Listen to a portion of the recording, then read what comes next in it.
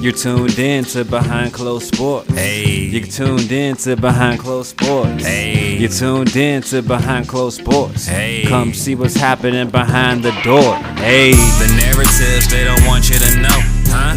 The narratives they don't want you to know. What? The narratives they don't want you to know. Behind Closed Sports. Behind Closed Sports. Hey. The narratives they don't want you to know. The narratives they don't want you to know. Come hear the narratives they don't want you to know. Where we're at. Behind Closed Sports. Behind Closed Sports. Welcome back to Behind Closed Sports. Yes, it's your boy, your host, Spencer Reed Pullen. And thank you for tuning in to the only show that brings you the narratives that they don't want you to know.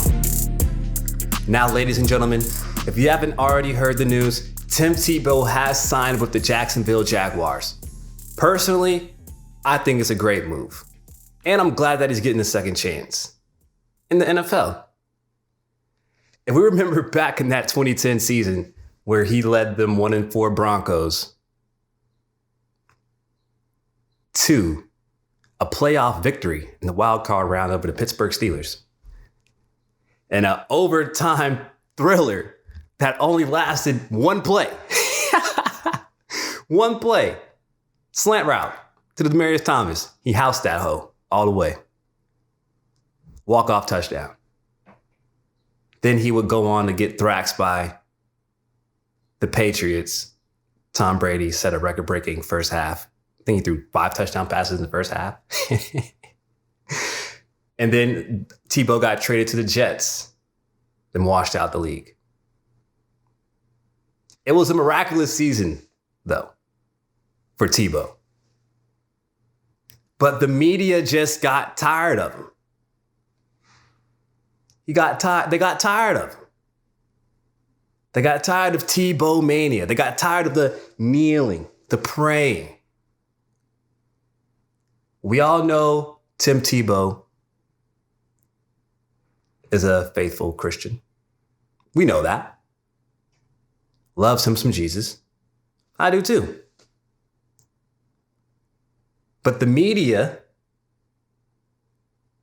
coupled with the fact that Tebow, his QB mechanics with his arm, we can go back to ESPN. Stephen A. Smith. He can't throw. He can't throw. He can't throw. Play the clip. He can't throw. He can't throw. And then that became the narrative that surrounded Tim Tebow, that plagued Tim Tebow's career. But none of the analysts, none of the media wanted to give him credit for how he performed in the fourth quarter. Tim Tebow is probably one of the best leaders we've seen in all of sports. We saw what he did at Florida. Arguably the best college football player to ever play the game during his tenure at UF under Urban Meyer, who the Jacksonville Jaguars also have now as their head coach. Urban Meyer has came out of retirement and he's dabbling with the NFL. And damn it, when your team is trash and you're trying to rebuild and regroup, you want some buzz. You want some national attention. You want the players to know that the spotlight is on them. That makes the competition at practice better. That gives the team a sense of urgency and creates more fun.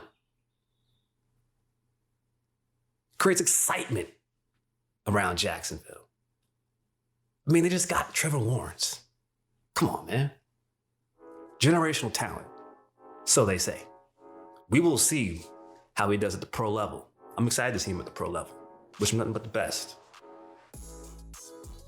But Tim Tebow didn't get his fair share. The man was drafted 25 overall. He was the 25th pick.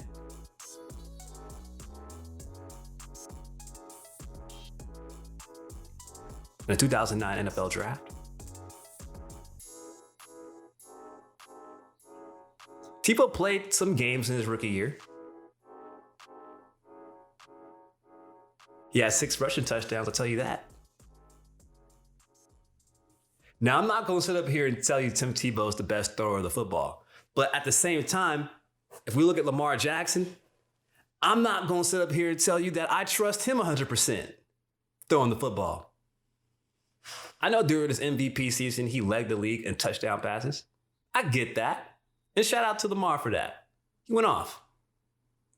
But John Harbaugh tailor-made his offense around him.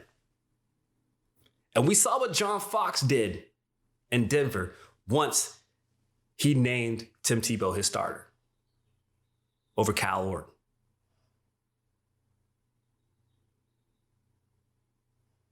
He really introduced the RPO to the game of football, the run-pass option, instead of just the read option.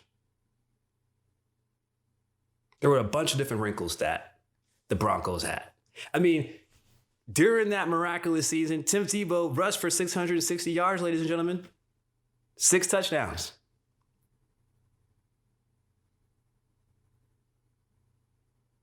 I want to say he threw 12 touchdowns to 6 interceptions. But they were running the ball, holding the clock, winning the time of possession. It wasn't like the Broncos defense was great. But when you're playing with a leader like that,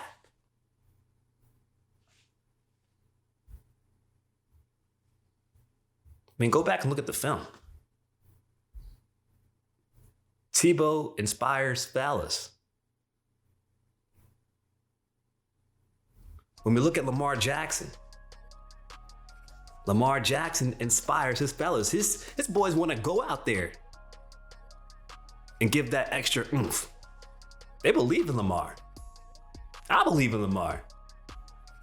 That man's nice, and he's getting better every year. He's getting better every year. Now, you could say last year he regressed in his passing game. Lamar Jackson we're talking about right now. Threw 26 touchdowns, 9 interceptions, compared to his MVP year where he went 36-6.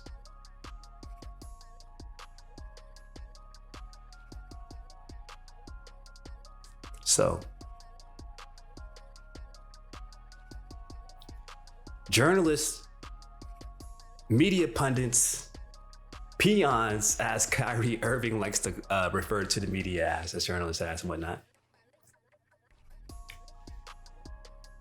I don't think they understand and realize how much power they really have to really create a narrative to get somebody washed out of a professional sports league.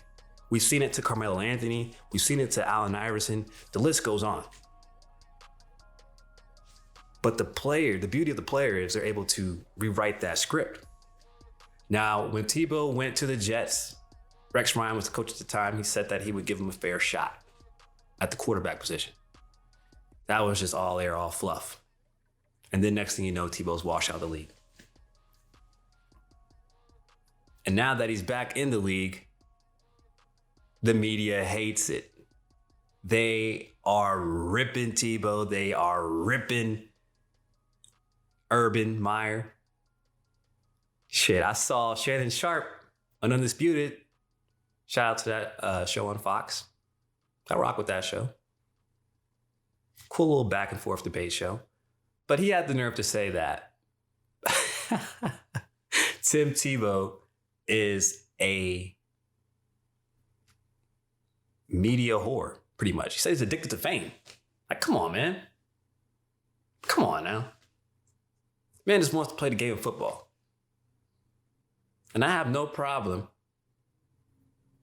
with players having relationships with coaches and getting that opportunity to still showcase their skills. Look at Derrick Rose. Everywhere Thibodeau is gone, Derrick Rose has went. Coach Thibodeau has coached for the Bulls, coached for Minnesota, coached for the Knicks. Derrick Rose played for every single one of those teams. Same with Taj Gibson. If Joakim Noah still wanted to lace him up, I'm sure he would be a Knick right now.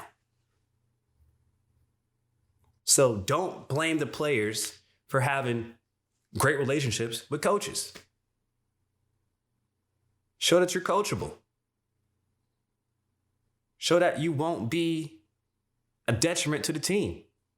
Before Terrell Owens made it to the Hall of Fame, he was still trying to play in the league, but no teams would give him a shot just because of his reputation. Fair or unfair, it's what it is. Now, Colin Kaepernick, he's had chances to play in the NFL. There was a scheduled workout for him. Half the NFL team showed up. He didn't show up. My dog Pete Carroll for the Seattle Seahawks offered Kaepernick a job. Said, hey, come play quarterback for my program. Cap said, nah, I'm good. So, as fans of the game, we can't be upset and start spewing this narrative that, oh, Tebow's back in the league before Colin Kaepernick. To be honest, I don't think Colin Kaepernick even wants to play football anymore. He was on the decline as it was.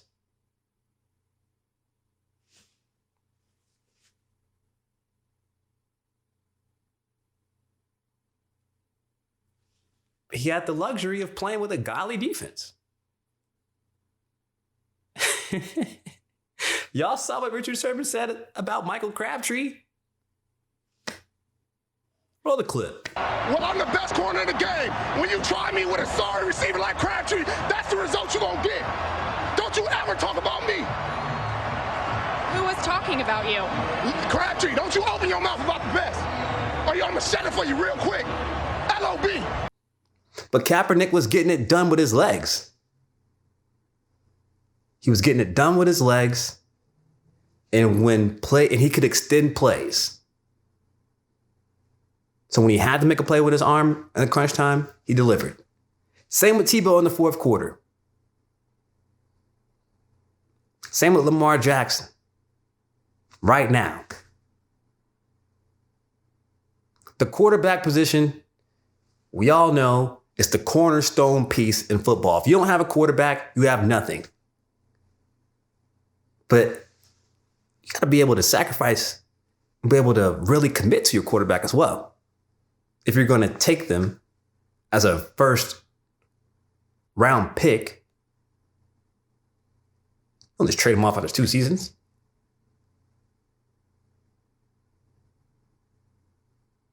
Tebow is a unique quarterback.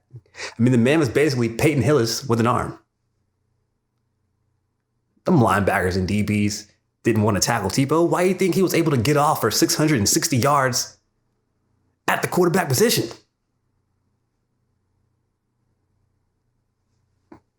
Got to think, man. We got to use our noggins. So shout out to the Jacksonville Jaguars. Shout out to Tim Tebow. I'm glad he's getting a second opportunity. Will he make the team? Who am I to tell you? I'm no psychic. That's why we play the game. I'm not simply being a practice squad player. I'm not afraid to throw that out there. He might be that. But that's all the time that we have here for Behind Closed Sports. As always, thank you for tuning in. Thank you for stopping by. Thanks for keeping the podcast alive, keeping the show alive. And stay tuned for the next episode. Peace and love. Make sure you subscribe.